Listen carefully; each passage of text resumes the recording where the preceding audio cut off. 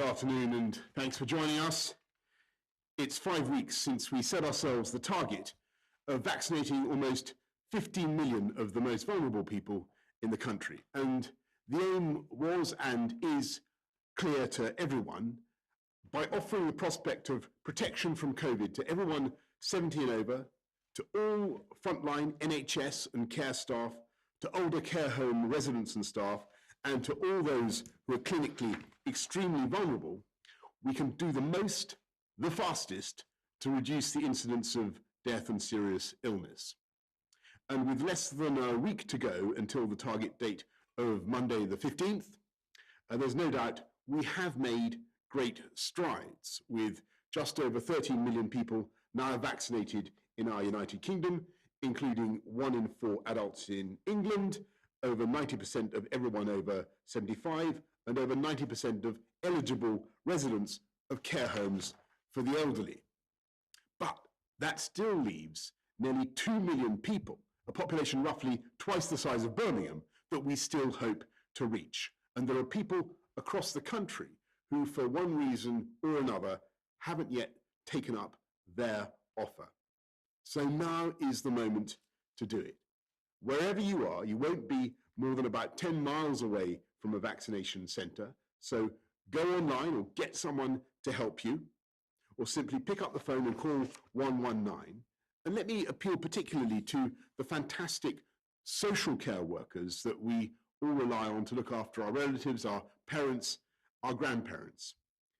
If you haven't received a letter, please contact your employer and fix it up.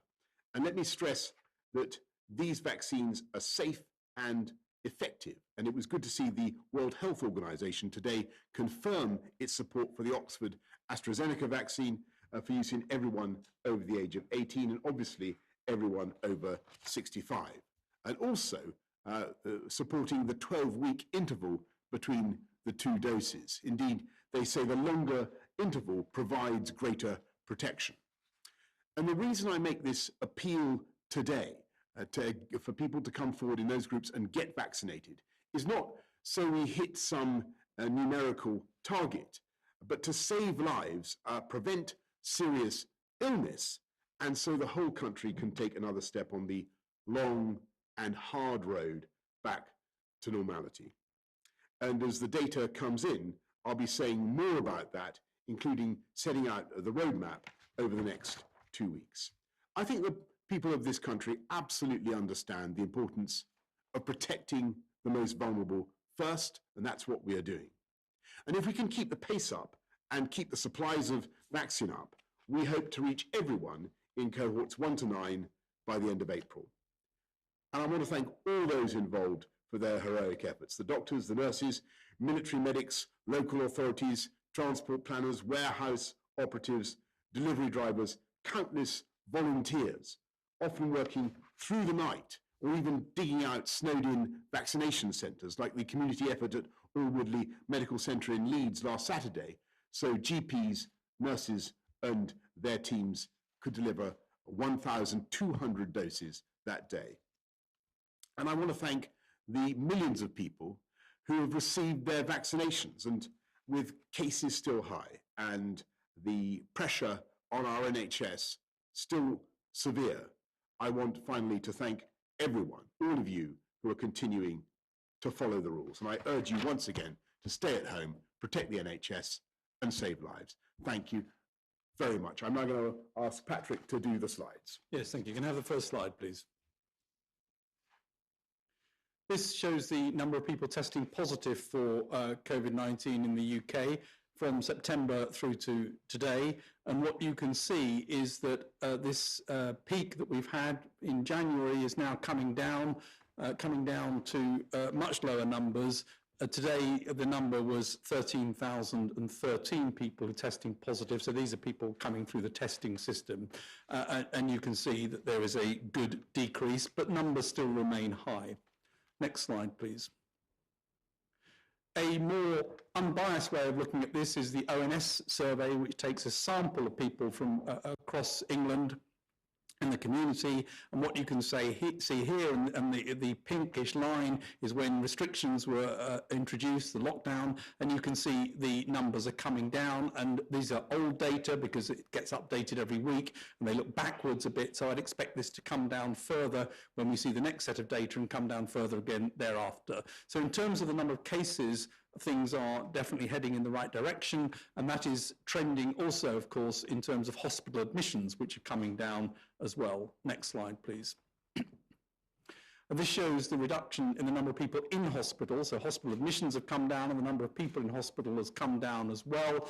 You can see here the dotted line shows the number of people that were in hospital with the first peak, so we're still above the first peak numbers, but it's clearly coming down. And I want to take this opportunity to just say thank you to everybody, because it's because people have stuck to the lockdown rules and the difficult rules that we have to follow in order to get this to come down, that this is reducing in the way that we see. And also, of course, a huge thank you to my friends and colleagues in the NHS for all the enormous work they've done to look after this number of people. So hospital admissions and hospital numbers coming down, and this is also translating into a reduction in deaths. Next slide, please. And you can see here the 7-day average shown in the line, and then the individual days which dot around a bit depending on reporting. But you can see the 7-day average coming down.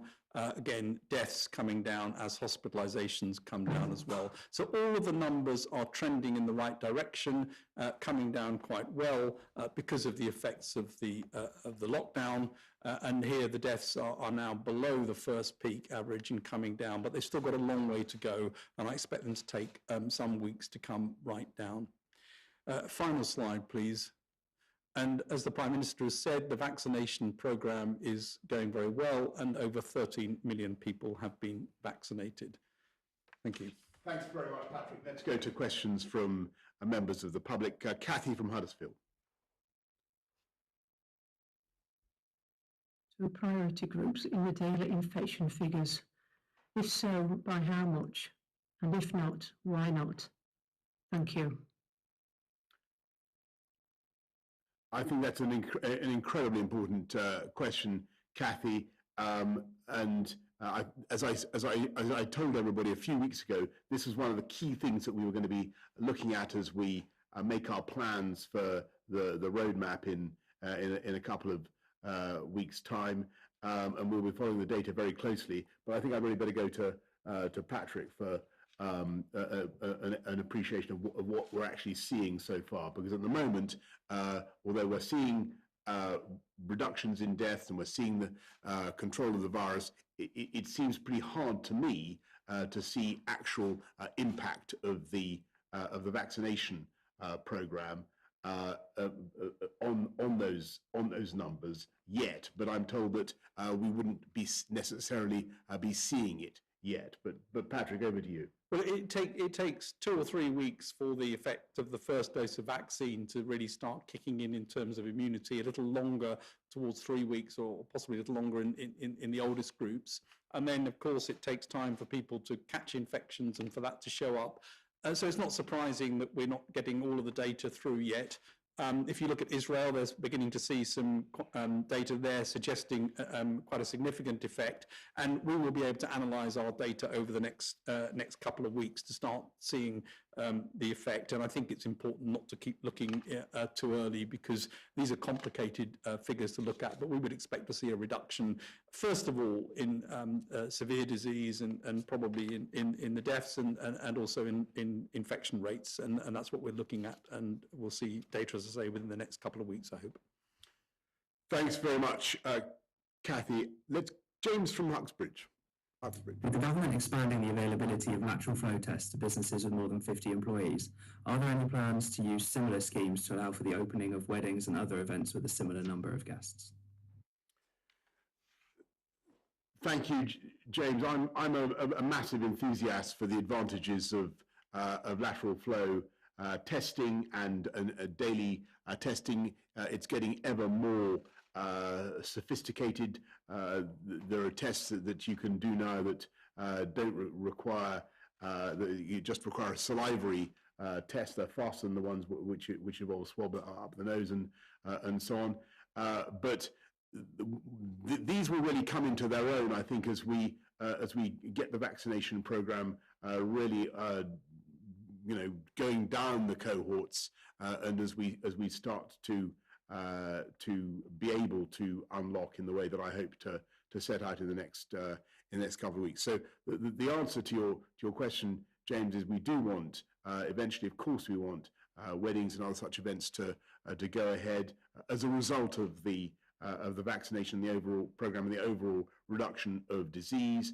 And lateral flow testing, we think, will be of continuing benefit to businesses and to events of all kinds as an additional safeguard. But Patrick, perhaps you'd like to comment on that one. Nothing really to add. I mean, I think we need to wait for numbers to come down before we start thinking about how to keep things open and obviously get more vaccinations out. And then lateral flow tests clearly have a place in terms of picking up infections that otherwise you wouldn't detect.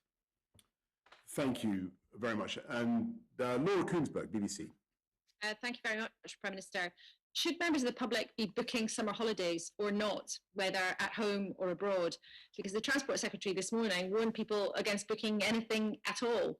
And Sir Patrick, if I may, how concerned are you about the potential of the variant that's been picked up in Bristol, where there have been 14 cases in that city already, and suggestions it might be more transmissible than some of the other variants around? Thanks, Laura. Well, as you know, as everybody knows, it's currently illegal to go on holiday. That's the state of play at the moment. We're looking at the data every day. On Monday, we'll be able to say a little bit more about where we are in terms of the JCVI 1 to 4 group, and we hope, and where the data is then. And in the week of the 22nd, as I said, we'll be setting out the roadmap, and that is the best I can give. There's not an awful long delay now between now and the 22nd, but I hope that we'll be able to give some more clarity to people then, Laura.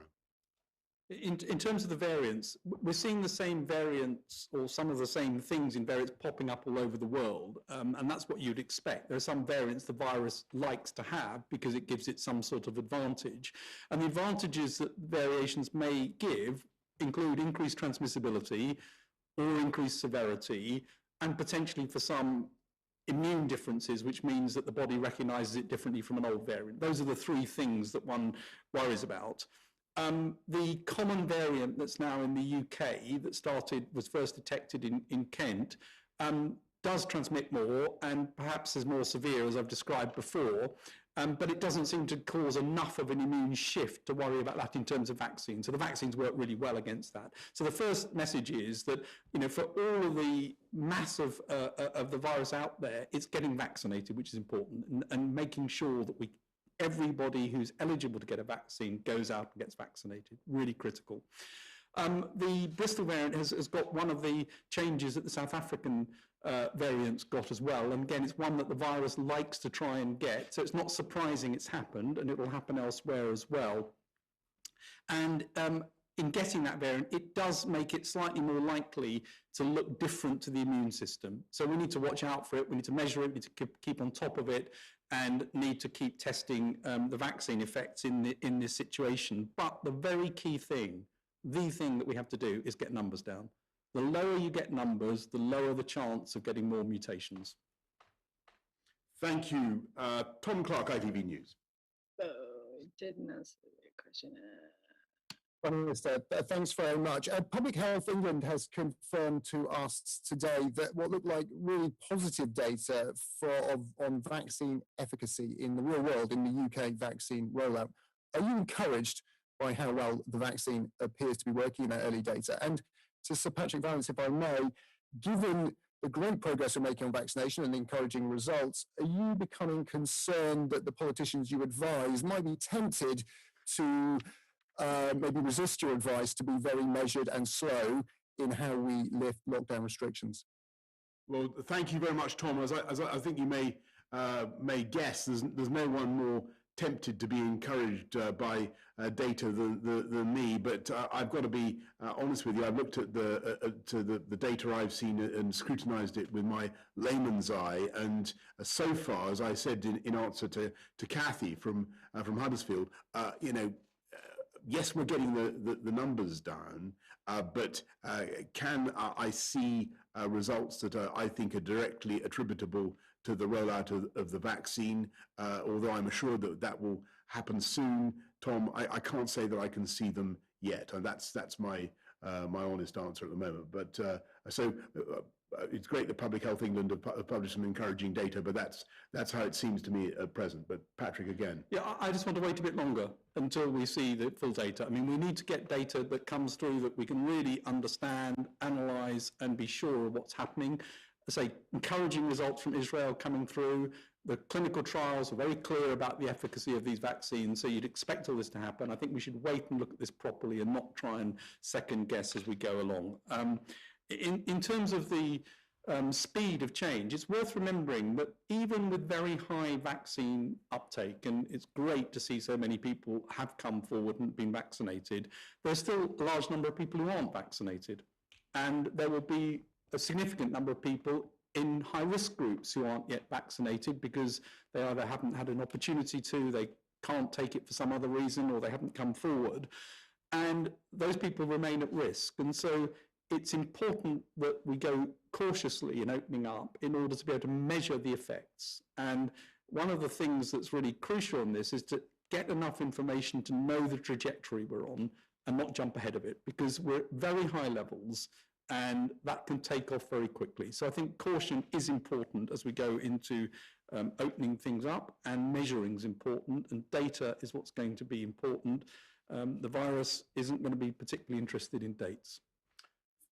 Absolutely, and I think what businesses going up and down the country are going to want is a cautious and measured approach that is pragmatic and one that we don't have to retreat from or reverse. Andy Bells, Channel 5 News. Well, thank you. Prime Minister, the travel organisation IATA says they've been talking to the government about developing a travel app. Can you confirm if the government's been talking to them about developing this? And is it not quite a good idea to develop an app whereby people's vaccination status, their test status could be recorded? And could that be a way to unlock travel in the summer? And one question to you, Sir Patrick. The Prime Minister says he's a big fan of lateral flow tests. Are you absolutely satisfied that those tests are as good as they need to be to perform the function they're being asked to do now? Sorry, Andy, on the travel app, we're looking at all sorts of things that we may wish to do in the months ahead. Of course, that's right to do. You'd expect us to be talking to travel firms about all kinds of options, but the top priority now is to drive forward that vaccination program for everyone, to give everyone that's vulnerable the highest possible level of protection, and then keep on working down the age group so we give everybody in the country the protection that they need, or that we can give with the science available to us. And that's the way we want to get back to normality. That's our priority. But when we're in that different world, which I hope will be obviously as soon as possible, then all kinds of apps and all kinds of possibilities will be open to us. And the lateral flow tests are a really important part of our toolkit. And if you compare lateral flow tests to PCR, you'll get more positives with PCR, because PCR is very, very sensitive. It can pick up very low levels of virus, which may not even be infectious. It may just be low levels there. So PCR will always pick up more than lateral flow. Lateral flow tests are good at picking up people with high viral load who are most infectious. They will pick up, if you use them in situations where you otherwise wouldn't pick up anybody, of course they're useful to pick up the people that you would have missed by definition, because you're not testing. And what they're not is 100% guarantee that you haven't got it. And that's important. I mean, they will pick up positives, and that allows you to deal with people who are positive and also allow people to isolate, and they will not guarantee that you haven't got it, but they will reduce substantially the chance. And so they have to be used in the right circumstances, and that's what Public Health England have advised. And I think in those circumstances, they're absolutely the right thing to do. Yeah, I think the key thing about lateral flow tests is they're going to be part of the mix, and they're already a very important part of the mix. But what they fundamentally are useful at doing is telling you whether you're likely to be infectious much more accurately than they can tell you whether you're actually infected, as it were. So they do have a very clear use case, but it's in conjunction with everything we're doing, and the priority is obviously vaccination. Mikey Smith, the Mirror. Prime Minister, a couple of quick ones for you. First of all, you didn't really answer Laura's question about summer holidays, so I thought I'd let you have another go. There's a bit of confusion between your ministers about whether people should book summer holidays. You said it fairly recently that you were optimistic about it. Is your family planning to get away this summer, and what's your message for members of the public who are desperate to get away from all this? And secondly, in July last year, government scientists told you that what their prediction of the worst case scenario was for the spread of the virus in the run up to winter. Newly released documents that the government held back for 6 months show they also told you that the worst case scenario was avoidable if you followed their advice.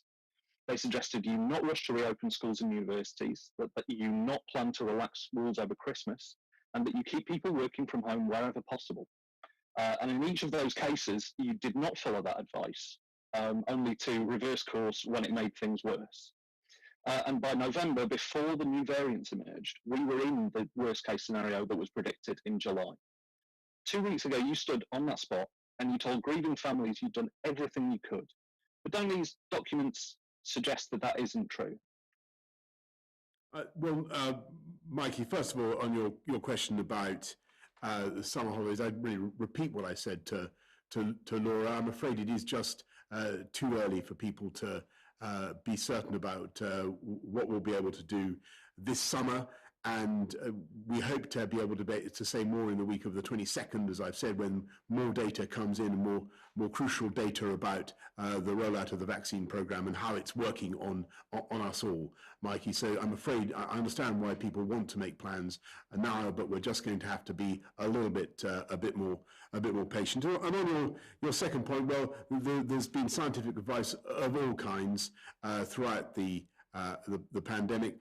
And what I can tell you is that as soon as we became aware of the new variant on the 18th of December, which substantially changed the position, we acted decisively in the way that we did.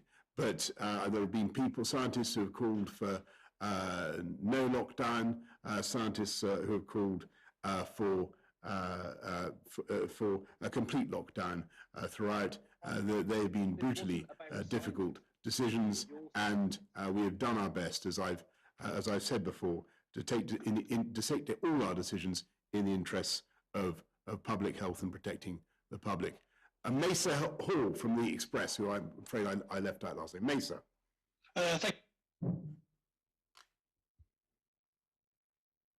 Mesa, you need to unmute. Thank you. I'm sorry about that. Can you hear me? Yes. Thank you very much, Prime Minister. Sir Patrick, what is the latest scientific evidence saying about the effects of vaccines on people who've already had coronavirus? Does it double up with the antibodies and give you an extra layer of protection? And what would your message be to anyone who might think that I've had the virus, I don't need the jab? And then, Prime Minister, you talked today in the Commons about booster jabs in the autumn. Does that mean we're going to see the infrastructure, the mass vaccination centres and so on around for some time? And given the concern about new variants, is it possible that some COVID restrictions may have to stay in force until the over 50s have been given that booster jab? Do you want to go first on antibodies? Yeah, sure. If you had coronavirus, we know that most people get antibodies and get some protection from it. Really important to get the vaccine as well. I mean, the vaccine will give another boost on top of that. Highly likely that you get a very good immune response overall in that situation. And so it's not a reason to avoid a vaccination. I'd encourage everybody to come forward for a vaccination.